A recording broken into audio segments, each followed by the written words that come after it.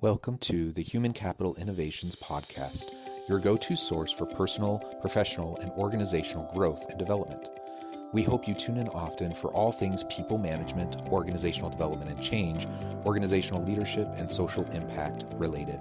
Maximize your personal and organizational potential with Human Capital Innovations Podcast.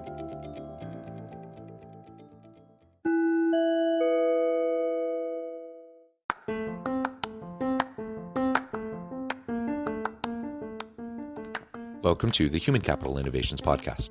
In this HCI podcast episode, I talk with Andrew McDowell about the impact creativity has on creating value.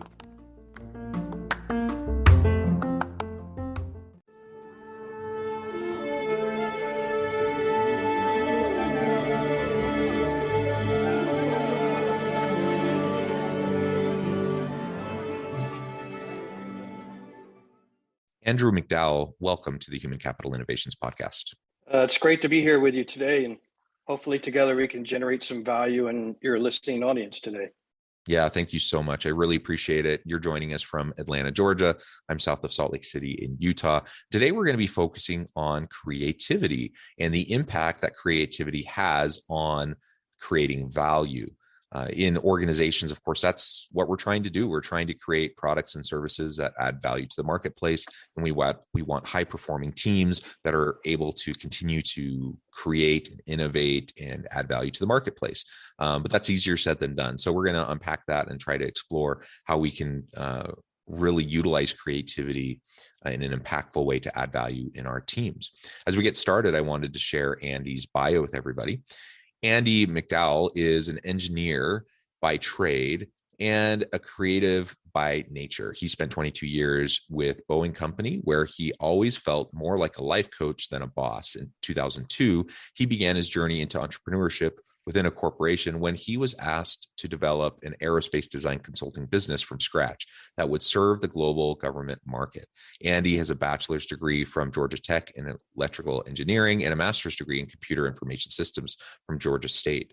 Naturally, his aviation work took him around the world and enabled him to work on high-profile projects, such as preparing the Beijing and Sochi airports for their respective Olympic Games. So Andy, that is a wonderful background, super intriguing, a little bit different of a professional background than I typically have as a guest on this podcast. I'm super excited to unpack and explore with you your engineering background and what that brings to this topic of creativity. Anything else you would like to share with listeners by way of your background or personal context before we dive on into the conversation? I would just add that I'm also a co-author on 2 U.S. patents in the area of airspace design. Wonderful. So extensive expertise in aerospace engineering, and that really does bring a unique kind of lens to this creativity that we're going to be talking about today. So why don't you start by explaining for us a little bit of your experience at Boeing and in your aerospace design consulting business. What really drove you in that direction, and what was the role of creativity that you saw in the work that you were doing earlier in your career? So my role as a low-level executive in the Boeing company, I was charged with creating this consulting service from scratch. Boeing had an interest in expanding the market for airplanes. How is it that we can sell more airplanes and do it in such a way that we didn't have to go grab more market share from our competitors? And the way you do that is you have to create a more efficient and safe air traffic control system that can handle more planes up in the air without a reduction of safety as we know it today. And GPS was just starting to come on board when I started my career. It brought a lot of accuracy benefits to flight operations. And so largely what we were doing was taking the various forms of GPS in the flight operations to create that efficiency on the ground as well as up in the air for governments around the world. And by doing so, then more airplanes could be in the air and Boeing could sell more airplanes. So we were very much a strategic business. There weren't high expectations from a revenue perspective, but was seen as an enabler for more revenues to occur in other parts of the company. But inherently within doing that, you have to be creative in how you use that technology in building those highways in the sky to get the operational benefits that a particular government's looking for an airport that we were working at. And so I always discuss with my team that whenever we were starting a project, we had a white canvas, much like a painter does. And that canvas consists of all the rules and regulations we had to follow in terms of safety for those routes. But the actual routes that were going to be, quote, painted on that canvas could be anything as long as it sits on the canvas. And so we have to use our creative thinking, brainstorming, and so forth to figure out what is that painting, if you will, going to look like for this airport that brings about the most efficiency for their operations. And so whenever we were starting a project, we'd be throwing ourselves in a conference room and throwing all kinds of ideas, using our creative juices to come up with some ideas of how this whole route system for departures and arrivals would be in an airport. So you're using your sort of left side of your brain on the technical side, the complexity of it, but you're also using your right side of your brain from a creativity perspective to bring about the best solution for the customer. Yeah, I really love that example. And it's one that maybe a lot, like I know myself, I'm not in the engineering space or the aerospace industry at all. Mm-hmm. And so I can't directly relate. But as you're describing that, I'm like, that's the kind of situation a lot of us find ourselves in on a regular basis as we're trying to iterate within our own sphere, right, of the marketplace. And I suspect other listeners are having similar light bulbs go off as you were describing some of that. And maybe from your experience, you can describe some of those best practices that enhanced creativity in your team versus maybe some of those things that you did that inadvertently derailed the quality of the creativity that could emerge. A lot of it starts with a conversation with the customer, because there's a lot of give and take from their perspective. You may be able to do certain things with the routes that brings one value or one quality up very high at the expense of another. And this is where we get into the whole debate or fight, if you will, between pilots and air traffic controllers, right? And you have to understand what is important to each side of that equation. A pilot wants the most efficient routes that uses the least amount of fuel into an airport, whereas an air traffic controller has a lot of airplanes, a lot of flights that they're trying to handle, and their mandate is about capacity and safety. And the two don't go hand in hand. So you have this push-pull for those two dynamics from each other. So it starts with a conversation with your customer. In our case, we're on the air traffic controller side, but they have pilots as customers. And so you have to have that conversation up front about what do you value the most? Where are the benefits? You can't have it all, can't eat the whole cake. So where are you willing to compromise on the scenario, which is then going to drive the creativity of what you actually build for the customer. And every time we'd be throwing up ideas and so forth, we would have that list of desires and benefits and looking at the pros and cons of each approach relative to those benefits that the customer was looking for. And whenever we got ourselves in trouble, we missed the ball, if you will, in terms of either having that dialogue up front, or when we came up with the design, we thought it was going to be hitting the top desired elements, but in reality, it didn't, because we were either missing pieces of data that was important to that decision, or we just blew it. From that perspective, and we have to go back to the drawing board to come up with something that truly hit the customer's mark.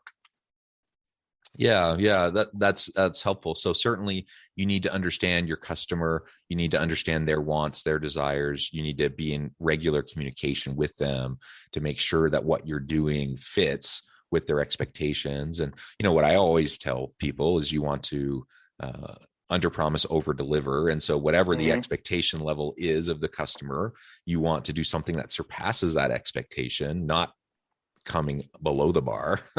And so that's creates the context in which you start to do the work that hopefully will an environment that will be creative, so you can come up with creative solutions.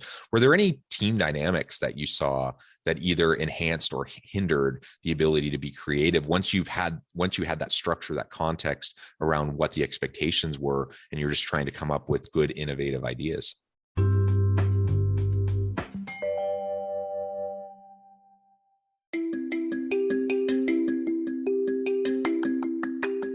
I'm excited to announce the publication of my new book from HCI Press, Bluer Than Indigo Leadership: The Journey of Becoming a Truly Remarkable Leader. Early in my adult life, I learned about an Asian proverb that translates as bluer than indigo. If you think about the color indigo, it is a brilliant, deep, and vibrant blue, what some would call the bluest of blues. To have something that is bluer than indigo is rare and truly remarkable. Contrary to popular myth, there is no one-size-fits-all or cookie-cutter approach to effective leadership. There's no silver bullet, no secret sauce, no go-to model that will solve all of our problems. The truth is, great leaders have all had their unique strengths and flaws, and have all had to discover and then pave their own distinctive path in their life's journey to fulfill their leadership potential. Bluer Than Indigo Leadership will help you discover your own path and explore those ordinary, everyday actions that will help you respond to an uncertain future and produce extraordinary results for individuals, teams, and organizations.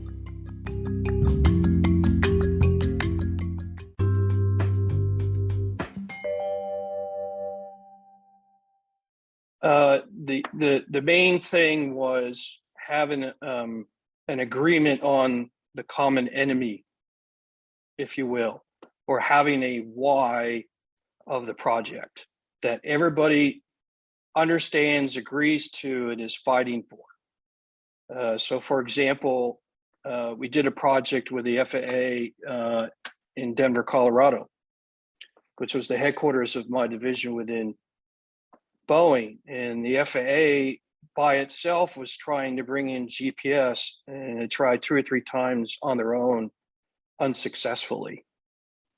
And we were able to convince them to put together a group of ourselves, themselves, and airlines together and establish a common enemy, which was the biggest benefit relative to efficiency and capacity to tackle this problem for flight operations in the Denver area.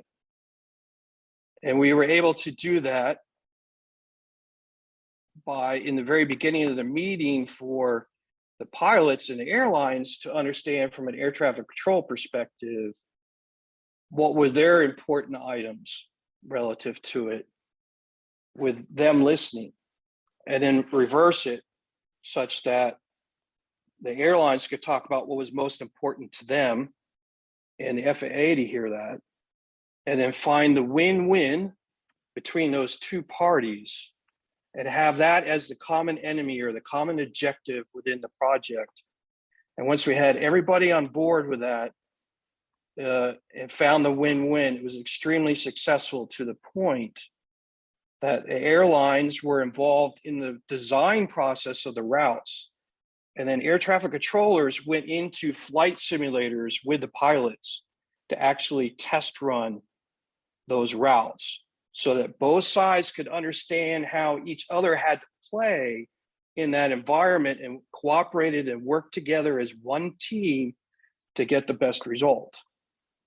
And so we use that as a model in our future projects around the world, trying to get, even though the government might be our paying customer, we would actively push for them to have their most prominent airlines involved in the project as a stakeholder to get the best bang for their money and find that win-win between the two parties. Yeah, that's great. That's great. So now let's try to transfer some of this experience that you've had in a very specific aerospace context with Boeing in this consultancy kind of a role. Now, what would this look like for any of us listening who, may lead a team of knowledge workers in any industry? We want to create an environment where our team can be creative, where they can innovate on a regular basis. Mm-hmm. What are some of those commonalities that we can start to apply into how we lead our teams and the environment we try to create so we can optimize that creativity? Well, I think it all starts with respect, from the standpoint that you respect everybody's opinions. You check your title and your authority and your work statement per se at the door. And every member, regardless if they're part of your team or a customer or a stakeholder or whatever, everybody's opinion has some value to add to the conversation. And what's the most important is the end result, not who did what. And that's why you refer back to that common enemy, if you will, perspective from that process. So formally define the end result and desired objective, get all the proper stakeholders, as many as you can, involved in the environment, and then check your ego at the door from that perspective and create this safe, creative atmosphere where everybody feels like they can safely provide input into the conversation and the work to optimize the result that you're going to get out of it, because nobody's holding back. Yeah, I like that. Excuse me. And ultimately, it comes back to creating that psychologically safe environment where people feel safe enough to share their ideas, even if they seem a little bit off the wall or strange. And they know that they're not going to be criticized or slapped down for suggesting something that may seem a little bit out of the norm. Because the reality is, anytime we're trying to innovate or be creative, we have certain constraints, but if we're too hung up on the constraints, we might fail to see some new solution that has never been conceived of before. And so it's like this fine line that we have to be able to walk of not wasting time on things that are completely unrealistic, but also not being so trapped into the structure of our preconceived notions and assumptions that we can't look for new approaches. And so psychological safety and allowing people to iterate and quote unquote fail. I say quote unquote because I think failure is only failure if you don't learn from what didn't work. And so as long as we're trying and iterating and learning, it's not necessarily failure if we're falling forward, failing fast, and using it as a stepping stone to move on to the next thing. And so that's the kind of environment we want to be able to create. And then we can leverage that to come up with really cool ideas that ultimately, again, adding value to the market with your customers that's in line with what their needs are. That certainly has to be the case. But as we're consistently creating that kind of a safe environment while being attuned to the customer needs, the sky's the limit on what we can accomplish. And I think that's a really exciting thing that adds a lot of meaning, fulfillment for our people, for our teams, that gets them excited to get up in the morning because they know they're doing something that matters. They know that they're not just showing up, punching in, punching out, sitting at their desk and just kind of trying to make it through the day, but they get excited to come and try to really make an impact. And that's right. And go ahead. If I could also add, value comes in different forms: physical value, financial value, emotional value, spiritual value. I mean, we could sit here for half an hour going through all the different forms of value in the world. And are you keeping an eye on that ball as you go on to do this project with a customer? Yes, it's important that your art that you're using to generate your product or service that gets delivered to the customer is important, and there's value in that. But how did they feel when they were working with you? Were you easy to work with, or were you difficult? Were you trying to control too many things? Or did you make the customer feel like they were part of the process? So forth and so on. And are you keeping an eye on that as you go through the project, about the different forms of value that you're offering to the customer as you go through the process? Yeah, yeah, well said. Well, Andy, it has just been a pleasure. I note the time, and we're going to have to wrap up here in a few minutes, but it's really been fun to hear about your experiences and to think about how this might apply into various situations we also find ourselves in. Before we wrap up today, I wanted to give you a chance to share with listeners how they can get connected with you, find out more about your work, your team, and then give us a final word on the topic for today. So I have a podcast. It's named after my company, Generate Your Value. I'm out on all the popular podcast platforms that you can find on a weekly basis every Tuesday. I have a co-host that's a business owner. We talk about life leadership and small business topics from that perspective. We've been doing it since August of last year. So you can tune into that. Hopefully tidbits you get from listening to that will add some value to your life or to your business. I'm on LinkedIn, Twitter, Instagram, and Facebook. Just search Generate Your Value on those platforms, and you'll find my pages. If you're in the Atlanta area, I have coaching services from the perspective of one-on-one workshops, as well as mastermind kind of groups to help you with your life leadership and small business issues in terms of growing your company. So those are all various in my website, www.generateyourvalue.com, are all areas or ways that you can interact with the value I'm trying to create out in the world. Wonderful. Thank you, Andy. It has just been a real pleasure. I encourage listeners to reach out, to get connected, find out more about what Andy and his team can do for you. Check out those resources. And, always be thinking about how can you create a really dynamic environment where your people are excited to come to work, where they feel engaged, and where they feel safe to be creative and innovative. I think that's what we all want. As always, I hope everyone can stay healthy and safe, that you can find meaning and purpose at work each and every day. And I hope you all have a great week.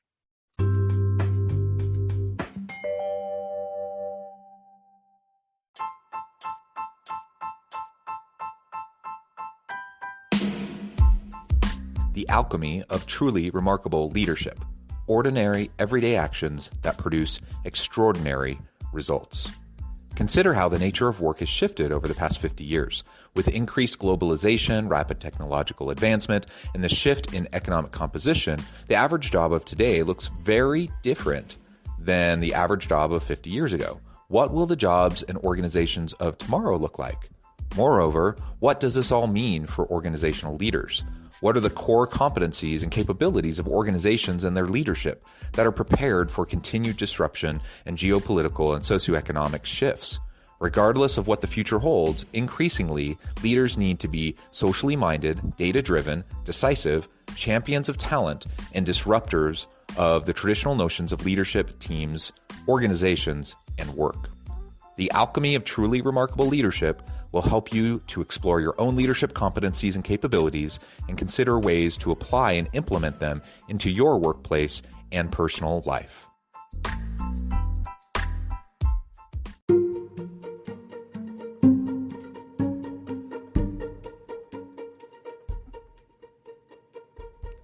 Check out Human Capital Innovations magazine, Human Capital Leadership.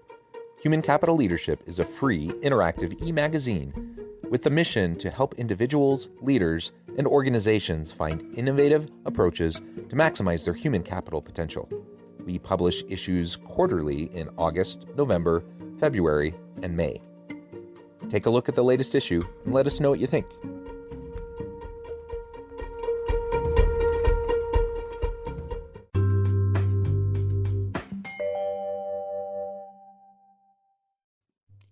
Thanks again for joining us for this episode of the Human Capital Innovations Podcast. I hope you stay healthy and safe and that you have a great week.